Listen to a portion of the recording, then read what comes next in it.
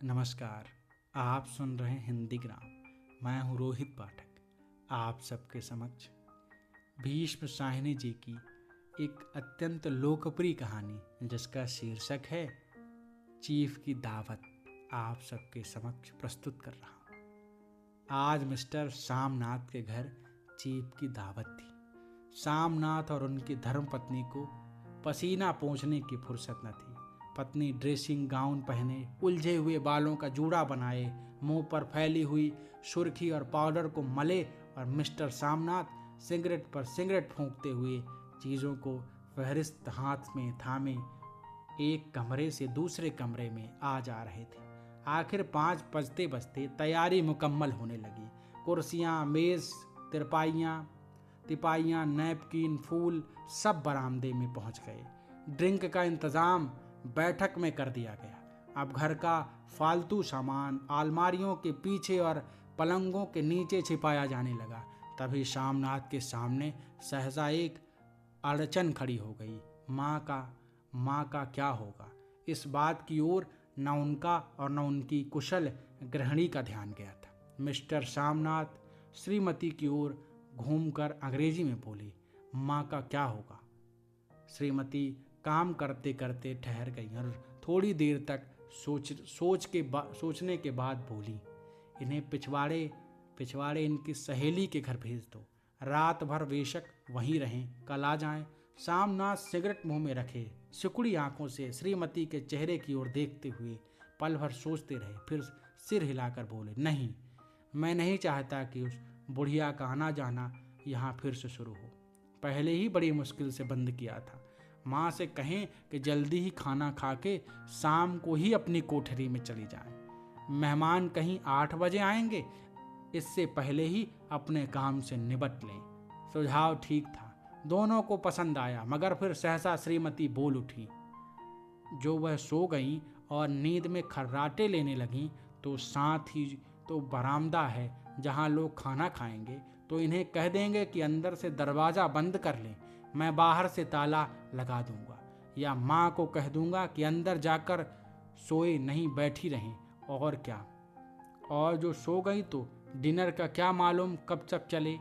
11 बजे तक तो तुम ड्रिंक ही करते रहते हो। सामनाथ कुछ खींच उठे, हाथ छटकते हुए बोले, अच्छी भली है भाई के पास जा रही थी, तुमने यूं ही खुद अच्छा बनने के लिए बीच में टांग अड़ा दी।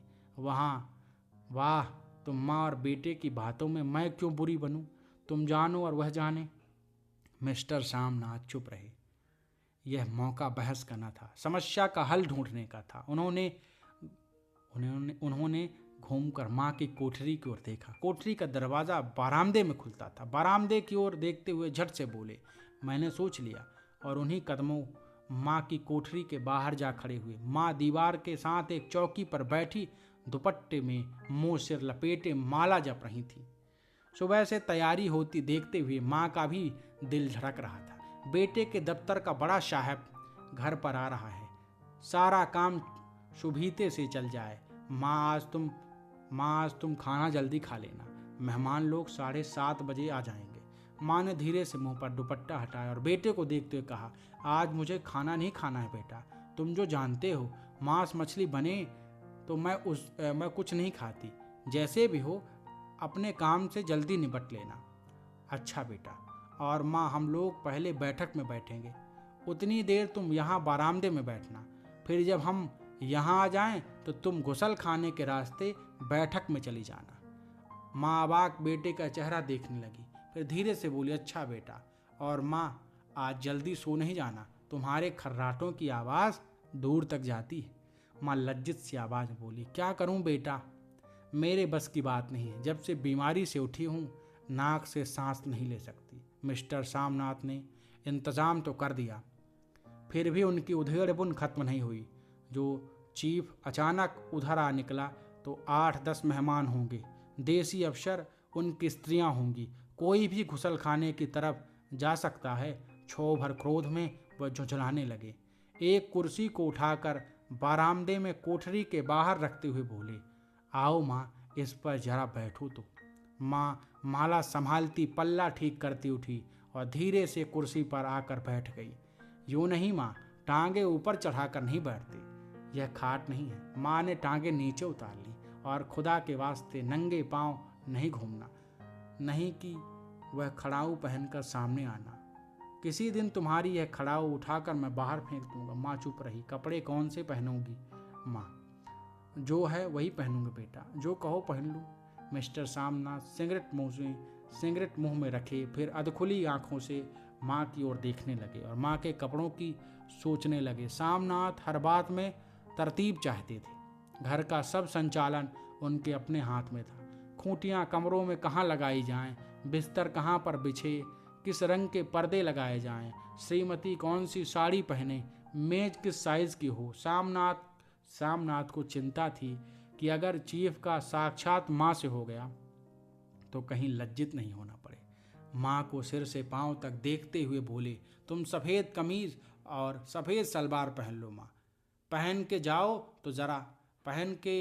आओ तो ज़रा देखूं। माँ धीरे से उठी और अपनी कोठरी में कपड़े पहनने चली गईं। यह माँ का झमेला ही रहेगा।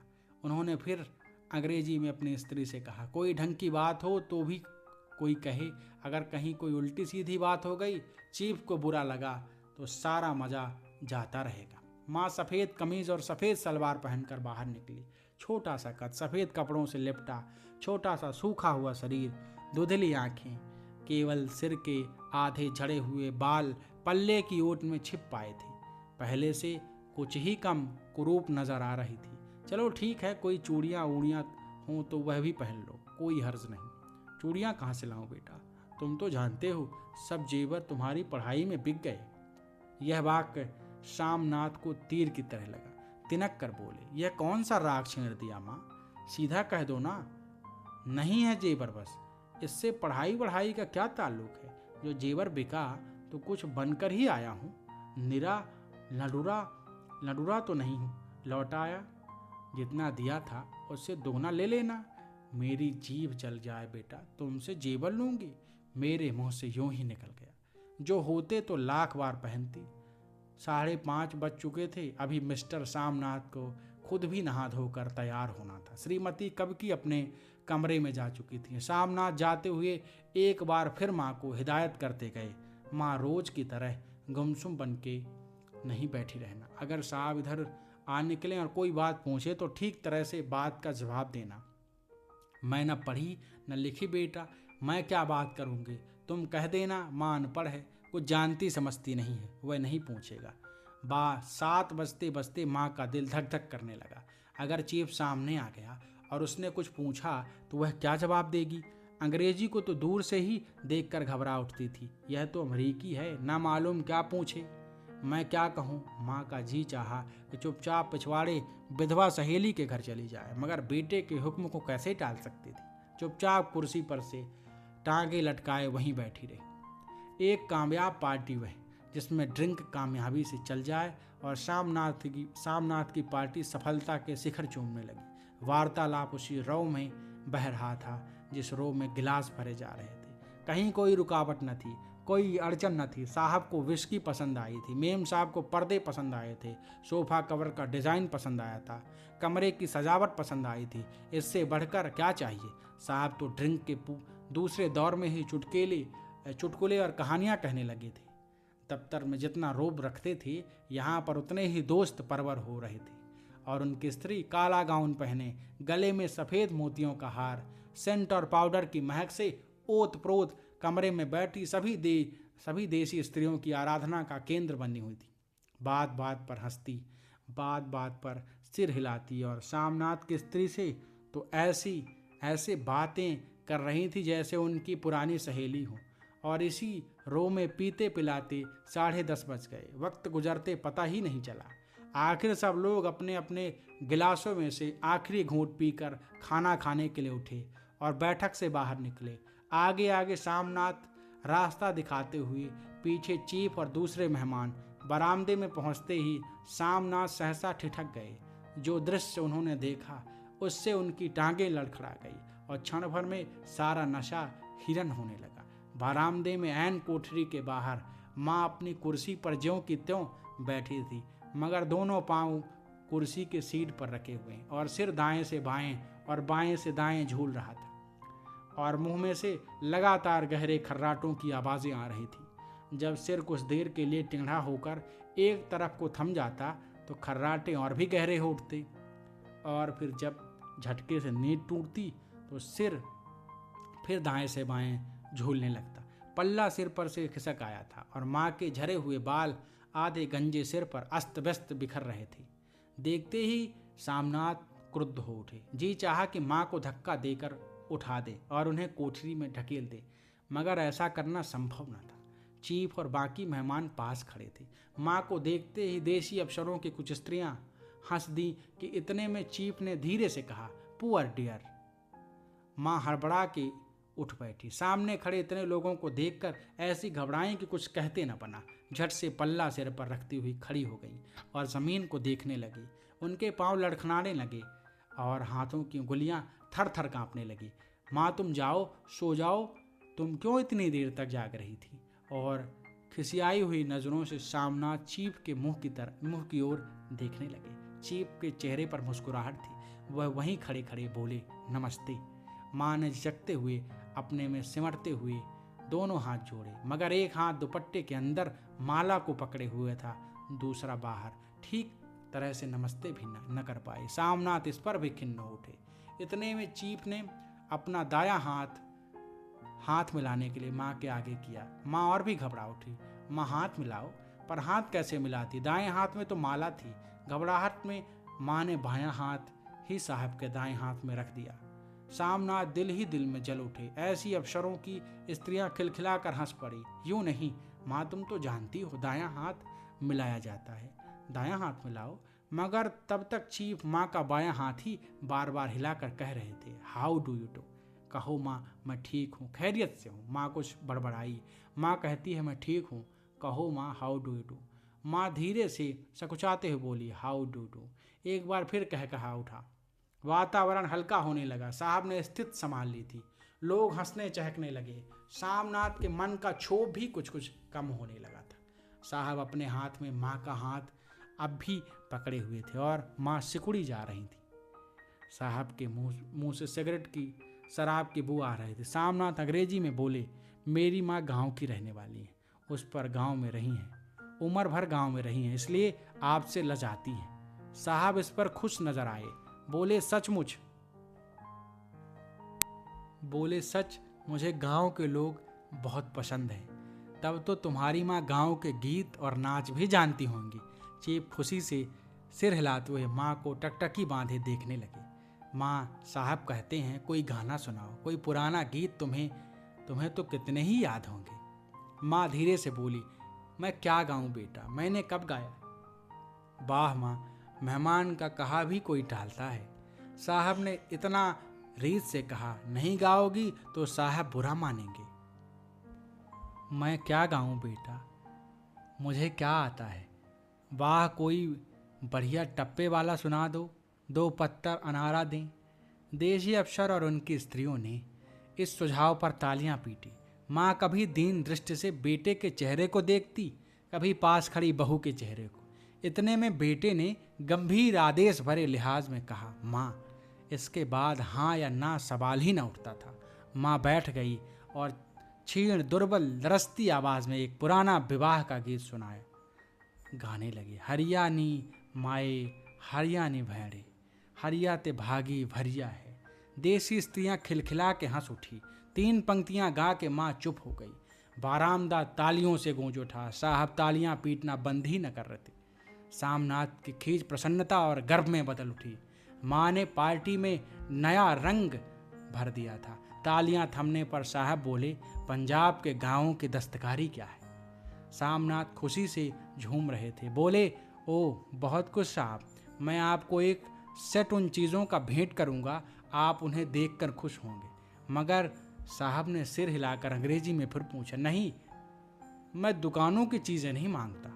पंजाबियों के घरों में क्या बनता है, औरतें खुद क्या बनाती हैं? सामनाथ कुछ सोचते हुए बोले, लड़कियां गुड़ियां बनाती हैं और फुलकारियां बनाती हैं। फुलकारी क्या है? सामनाथ फुलकारी का मतलब समझाने की असफल चेष्टा करने के बाद माँ को बोले, क्यों माँ, कोई पुरानी फुलकारी घर में है?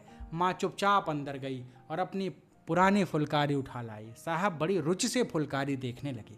पुरानी फुलकारी थी, जगह जगह से उसके तांगे टूट रहे थे और कपड़ा फटने लगा था। साहब की रुचि को देखकर सामनाथ बोले, यह फटी हुई है साहब, मैं आपको नई बनवा दूंगा। माँ बना देंगी? क्यों माँ? साहब को फुलकारी बहुत पसंद है, इन्हें ऐसी ही एक फुलकारी बना दोगी ना? माँ चुप रही, फिर डरते डरते धीरे से बोली, अब मेरी नज़र कहाँ बेटा, बूढ़े आंखें क्या देखेंगी? मगर माँ का वाक्य बीच में ही तोड़ते हुए सामनाथ साहब को बोले, वह जरूर बना देगी, आप उसे देखकर खुश होंगे। साहब ने सिर हिलाया, धन्यवाद किया और हल्के हल्के झूमते हुए खाने की मेज़ की ओर बढ़ गए। बाकी मेहमान भी उनके पीछे पीछे हो लिए। जब मेहमान बैठ गए और माँ पर से सबकी आंखें हट गई तो माँ धीरे से कुर्सी पर से उठी और सबसे नज़रें बचाती हुई अपनी कोठरी में चली गई। मगर कोठरी में बैठने की तो कि देर थी कि आंखों में छल छल आंसू बहने लगे। वह दुपट्टे से बार बार उन्हें पूछती, वह बार बार उमड़ आते, जैसे बरसों का बांध तोड़ कर उमड़ आए हो। माँ ने बहुतेरा दिल को समझाया, हाथ जोड़े, भगवान का नाम लिया, बेटे के चुराए होने की प्रार्थना की, बार बार आंखें बंद की, मगर आंसू बरसात के पानी की तरह जैसे थमने में ही नहीं आते थे। आधी रात का वक्त होगा। मेहमान खाना खाकर एक एक करके जा चुके थे। माँ दीवार से सटकर बैठी आंखें फाड़ दीवार को देखे जा रही थी। घर के वातावरण में तनाव ढीला पड़ चुका था। मोहल्ले की निस्तब्धता सामनाथ के घर पर भी छा चुकी थी। केवल रसोई में प्लेटों के खनकने की आवाज़ आ रही थी। तभी सहसा माँ की कोठरी का दरवाज़ा जोर से खटकने लगा। माँ दरवाज़ा खोलो। माँ का दिल बैठ गया, हड़बड़ा कर उठ बैठी। क्या मुझसे फिर कोई भूल हो गई? माँ कितनी देर से अपने आप को कोस रही थी कि क्यों उन्हें नींद आ गई और क्यों वह ऊँघने लगी। क्या बेटे ने अभी तक क्षमा नहीं किया? माँ उठी और कांपते हाथों से दरवाज़ा खोल दिया। दरवाज़ा खुलते ही सामना झूमते हुए आगे बढ़ाया और माँ को आलिंगन भर लिया। ओ मम्मी, तुमने तो आज रंग ला दिया। साहब तुमसे इतना खुश हुए, क्या कहूँ। ओ मम्मी, ओ मम्मी। माँ की छोटी सी काया सिमट कर बेटे के आलिंगन में छिप गई। माँ की आंखों में फिर आंसू आ गए। उन्हें पोंछती हुई धीरे से बोली, बेटा तुम मुझे हरिद्वार भेज दो, मैं कब से कह रही हूँ। सामनाथ का झूमना सहसा बंद हो गया और उनकी पेशानी पर फिर तनाव के बल पड़ने लगे। उनकी बाहें माँ के शरीर पर से हट गई। क्या कहा माँ? यह कौन सा राग तुमने फिर छेड़ दिया? सामनाथ का क्रोध बढ़ने लगा। बोलते गए, तुम मुझे बदनाम करना चाहती हो ताकि दुनिया कहे कि बेटा माँ को अपने पास नहीं रख सकता। नहीं बेटा, अब तुम अपनी बहू के साथ जैसा मन चाहे रहो। मैंने अपना खा पहन लिया है, अब यहाँ क्या करूँगी? थोड़े दिन जिंदगानी के बाकी हैं, भगवान का नाम लूँगी। तुम मुझे हरिद्वार भेज दो। तुम चली जाओगी तो फुलकारी कौन बनाएगा? साहब से तुम्हारे सामने ही फुलकारी देने का इकरार किया है। मेरी आंखें अब नहीं हैं बेटा जो फुलकारी बना सकूं। तुम कहीं और से बनवा लो, बनी बनाई ले लो। माँ, तुम मुझे धोखा देके यूँ चली जाओगी, मेरा बनता काम बिगाड़ोगी। जानती नहीं साहब खुश होगा तो मुझे तरक्की मिलेगी। माँ चुप हो गई, फिर बेटे के मुंह की ओर देखती हुई बोली, क्या तेरी तरक्की होगी? क्या साहब तेरी तरक्की कर देगा? क्या उसने कुछ कहा नहीं, मगर देखती नहीं कितना खुश गया है। कहता था जब मेरी माँ फुलकारी बनाना शुरू करेगी तो मैं देखने आऊँगा कि कैसे बनाती हैं। जो साहब खुश हो गया तो मुझे इससे बड़ी नौकरी भी मिल सकती है, मैं अफसर बन सकता हूँ। माँ के चेहरे का रंग बदलने लगा। धीरे धीरे उनका झुर्रियों भरा मुंह खिलने लगा, आंखों में हल्की हल्की चमक आने लगी। तो तेरी तरक्की होगी बेटा, तरक्की यूं ही हो जाएगी। साहब तो खुश रखूँगा तो कुछ करेगा, वरना उसकी खिदमत करने वाले और थोड़े हैं। तो मैं बना दूंगी बेटा, जैसे बन पड़ेगा बना दूंगी। और माँ दिल ही दिल में फिर बेटे की उज्जवल भविष्य की कामनाएं करने लगी। और मिस्टर सामनाथ अब सो जाओ माँ कहते हुए तनिक लड़खड़ाते हुए अपने कमरे की ओर घूम गए। आपने इस कहानी को बड़े धैर्य और ध्यान से सुना, इसके लिए बहुत बहुत धन्यवाद।